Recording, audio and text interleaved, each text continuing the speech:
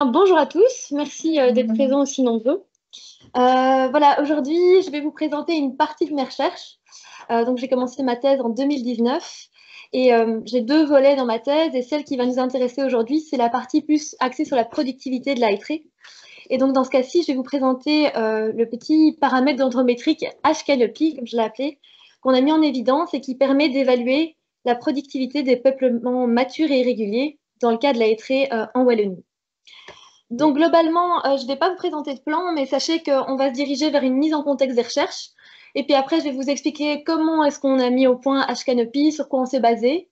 Vous montrer le résultat de la carte avec les productivités de la hêtraie en Ardennes et en Gaume. Et puis après, les perspectives de la suite de la recherche, enfin vous verrez. Voilà, alors comment est-ce que ça commence? Ça commence en 2019 avec mon sujet de recherche. Donc en 2019, je savais que j'allais travailler sur le hêtre, mais on n'avait pas encore vraiment une vue d'ensemble sur ce sur quoi j'allais travailler. Je savais juste que le hêtre était très présent dans les régions, dans les forêts wallonnes et qu'il était caractérisé par les forestiers comme le géant au pied d'argile. Et en effet, quand on regarde un petit peu la carte et l'écogramme qui le représente, on se rend compte qu'en fait, c'est une essence qui globalement est mésophile, qu'elle aime bien les milieux assez frais, sans qu'ils soient saturés en eau, sans qu'ils soient trop secs, et avec une richesse qui peut aller du assez acide ou plutôt riche. Elle a un principal problème, par contre, c'est qu'elle n'aime ni l'engorgement en eau, ni les périodes de canicule et les sécheresses prolongées. Ce qui la rend fortement sensible à l'heure actuelle, alors qu'on sait bien que cette espèce submontagnarde était très bien adaptée au climat belge du dernier siècle. Donc, on sait qu'il est très présent dans les forêts, d'où le choix aussi du sujet de travail sur le hêtre, qui est à la base de nombreux écosystèmes et aussi d'habitats Natura 2000, que c'est l'espèce climatique de nos régions et que c'était la troisième essence en termes d'importance dans nos forêts, avec le chêne et l'épicéa.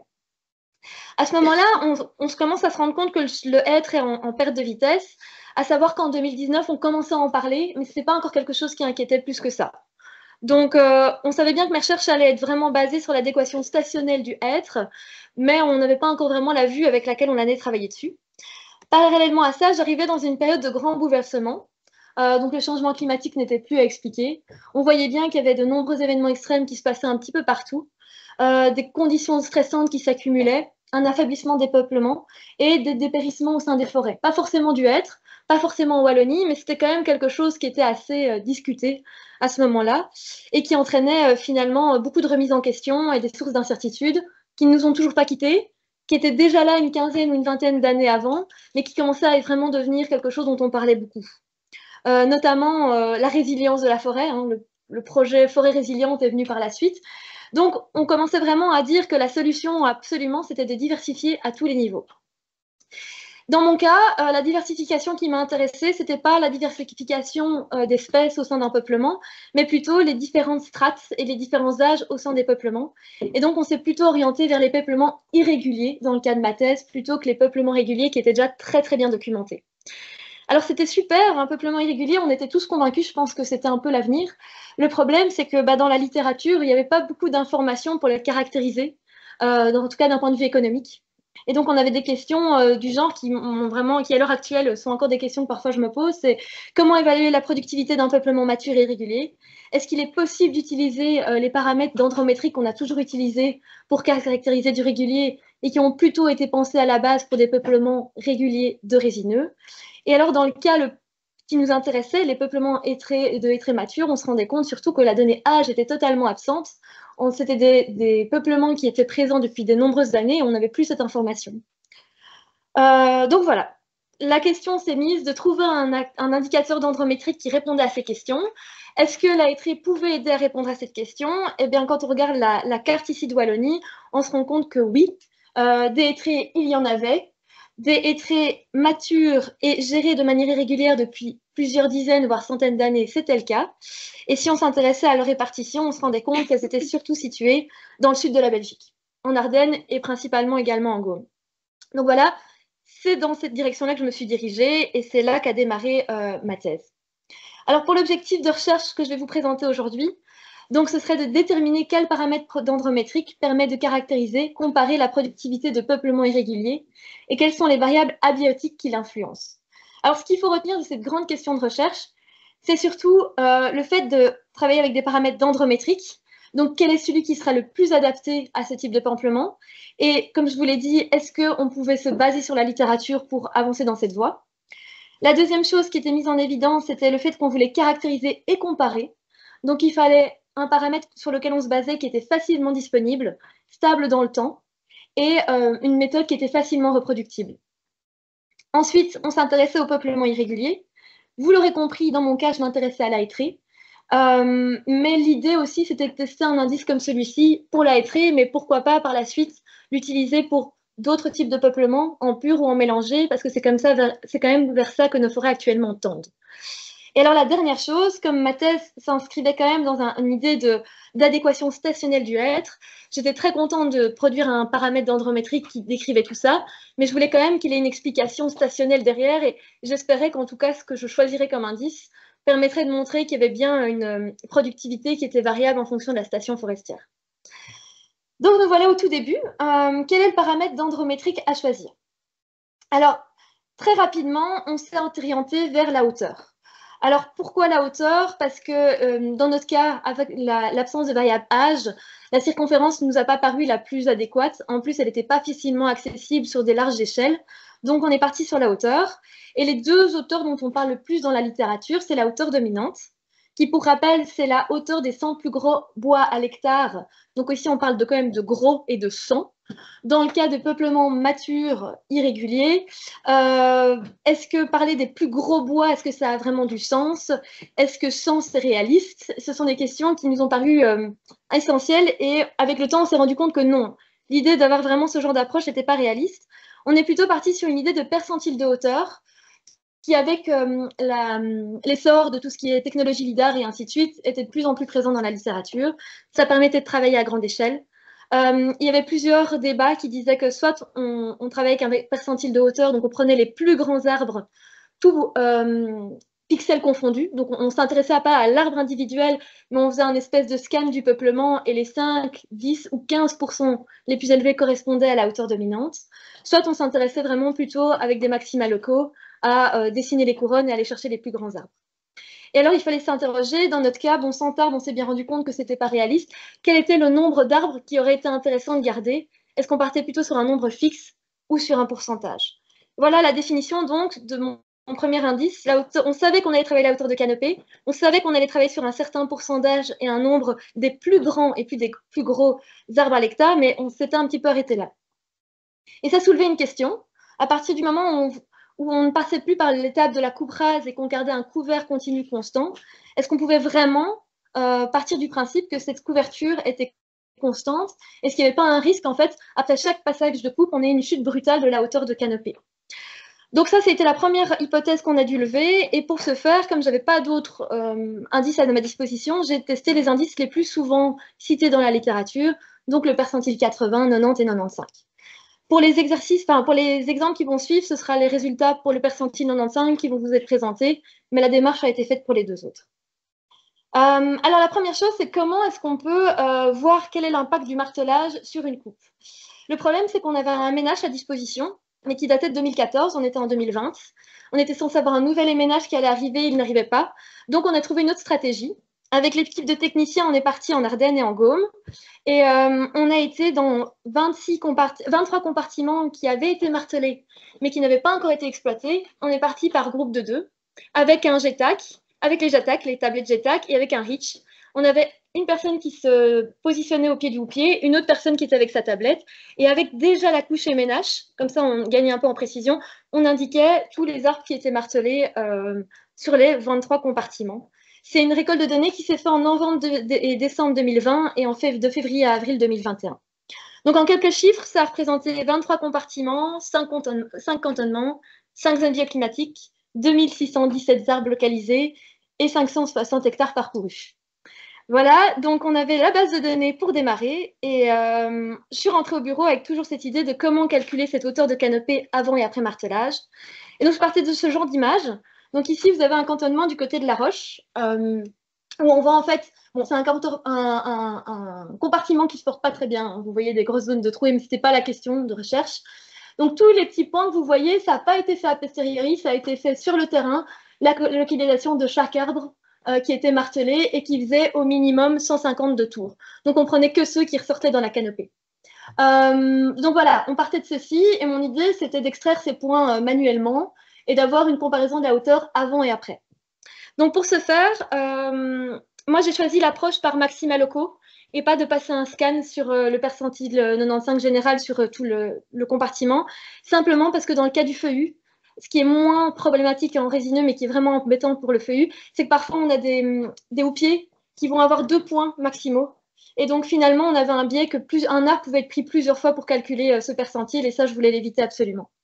Donc, j'ai digitalisé les houppiers sur base donc, des maxima locaux qui avaient été générés et j'ai calculé la hauteur de canopée pour les différents percentiles avant et après martelage.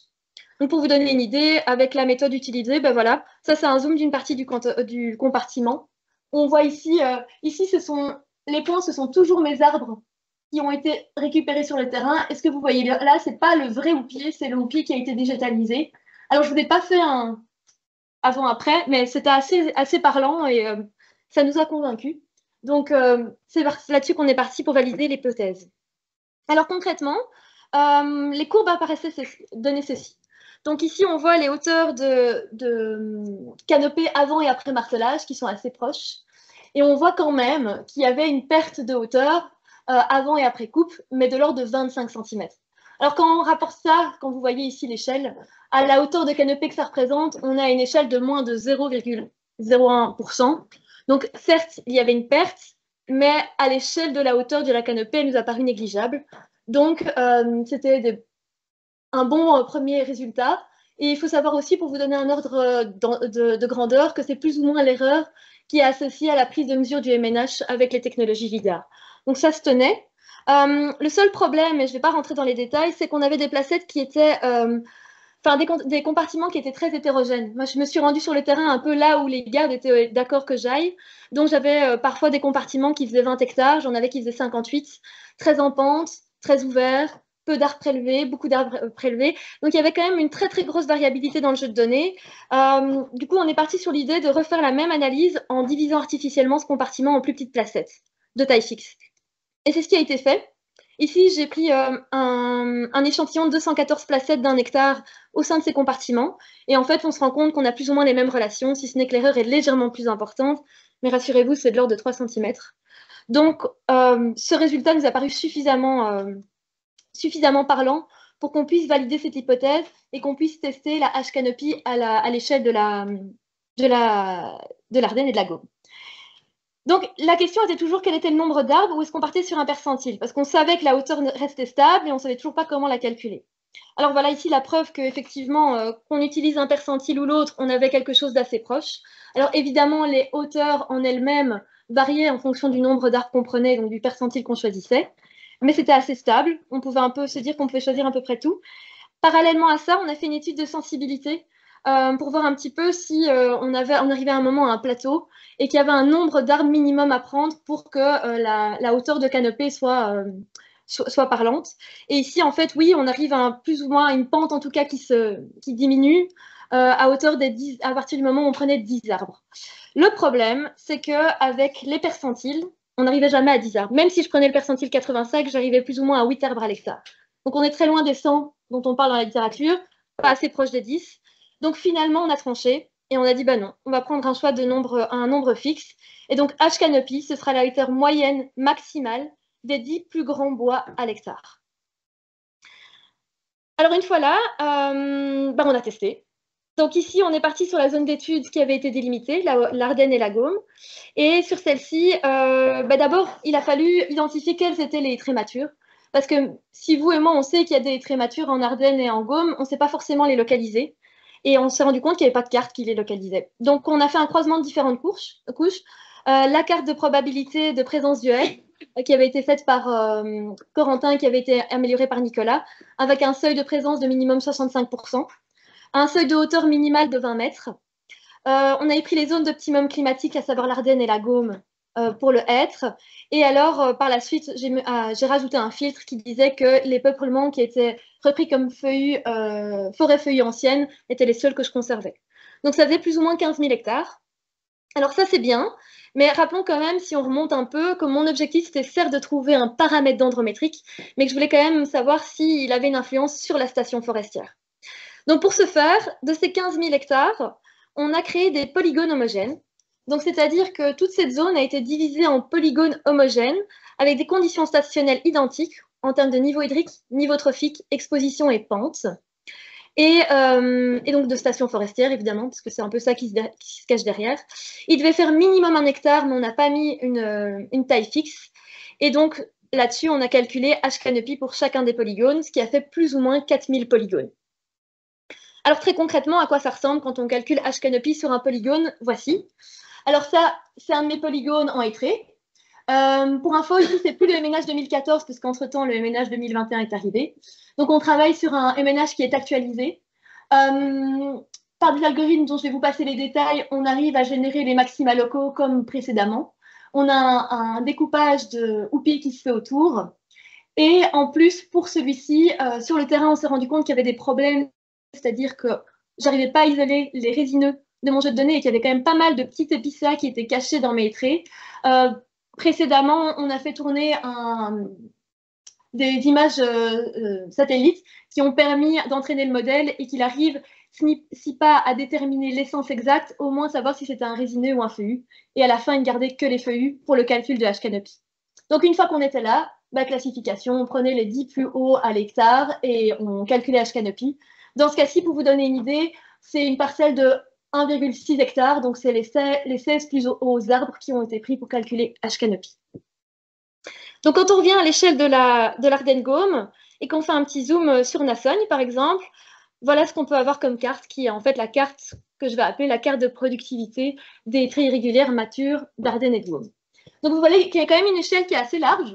On va de 22 mètres, j'ai mis moins de 25 pour ne pas alourdir la carte, à 37,5 mètres, et on a un gradient ici à travers toutes ces zones de productivité, de polygones, de stations homogènes. Donc ça, c'est déjà un très chouette premier résultat de pouvoir mettre ça en évidence. Mais évidemment, le tout premier que j'ai fait par la suite, ça a été de voir est-ce que finalement, cette productivité, elle est liée à la station ou est-ce qu'on fait carrément, on est passé à côté de quelque chose. Donc, je suis allée étudier la variation de la hauteur H-canopy moyenne en fonction de la station forestière pour l'Ardenne et pour la Gaume. Alors ici, en fait, c'est un raccourci des numéros de station. J'ai fait une simple ANOVA, en fait, ici pour voir si on partait dans la bonne direction. Et alors, le p-value obtenu était hautement significatif, donc on pouvait dire que c'était représentatif de la station. Maintenant, soyons tout à fait honnêtes, on a quand même une grande variabilité dans les classes, donc on a été creusé un petit peu plus. Et là, on arrive dans mes tout derniers résultats, qui sont encore préliminaires, mais que je voulais quand même vous présenter pour que vous ayez une idée globale de la recherche. Donc, on est parti voir quelles sont les variables qui expliquent le plus, finalement, cette hauteur de canopée. Donc ici, je me suis amusée à rassembler une base de données principalement basée soit sur les données IRM qui sont à notre disposition, soit sur des couches carto qu'on avait également à disposition. Et j'ai calculé 21 variables stationnelles. Alors, on en a 9 qui sont liées à la topographie et au contexte général. On en a 5 qui sont liées à tout ce qui est l'eau dans le sol, 7 qui sont liées à la fertilité. Et quand on s'intéresse aux variables sylvicoles, on en a 5 que je vais dire qu'ils sont un peu liés au nombre d'arbres à l'hectare, mais c'est un petit peu plus compliqué que ça. On va dire que c'est vraiment les paramètres par photo-interprétation et par LIDAR qu'on peut mettre en évidence pour caractériser le peuplement. Et alors, ce qui m'a beaucoup surpris quand je suis allée sur les terrains, c'était à quel point la hêtraie était avec des ouvertures importantes et une perte d'ambiance. Donc ça, on a essayé de trouver un moyen de pouvoir le mettre en évidence depuis le LIDAR. Et ce sont ici les 4 dernières variables qui restent, qui, entre guillemets, représentent un peu la trouée dans mes parcelles. À ça, c'est ajouté des variables climatiques au nombre de 69. Donc, il y a 13 variables qui ont été calculées pour 3 périodes de temps différentes, pour l'année, le printemps et l'été. Alors, je sais bien que 3 fois 13 ne font pas 69. C'est parce qu'il y a certaines variables qui sont calculées pour le printemps, d'autres pour l'été, et certaines pour l'année, mais elles ne sont pas toutes calculées pour les mêmes périodes. C'est pour ça qu'on ne tombe pas juste. Et donc, voici le tableau, par exemple. Donc, je ne l'ai pas précisé, mais ce sont bien des indices trentenaires qui ont été calculés. Et j'ai calculé ces indices trentenaires pour 3 périodes de temps, de 51 à 80, de 61 à 90, de 71 à 2000, en partant du principe que ces hêtres qui font maintenant 30 mètres, ils ont été plus influencés par le climat passé que par l'actuel. Donc, globalement, les variables qui ont été calculées, c'est des températures, soit moyennes, soit parfois la moyenne des maxima, les précipitations, le rayonnement solaire et alors des événements extrêmes qui ont été rencontrés, à savoir les nombres de jours de gel, les nombres de jours où la température maximale n'ont pas dépassé 0 degré, les nombres de jours d'été ou des nombres de jours où les précipitations ont été particulièrement anormales. Donc au total, ça a fait 109 variables que j'ai testées. Alors comment est-ce que j'ai fait mon analyse pour voir un petit peu quelle était l'influence des variables? J'ai d'abord utilisé la fonction vsurf de R, qui a permis de mettre en évidence qu'il y avait 18 variables qui étaient intéressantes dans le cas de mon modèle. Et j'ai également fait un random forest qui est quand même beaucoup plus visuel.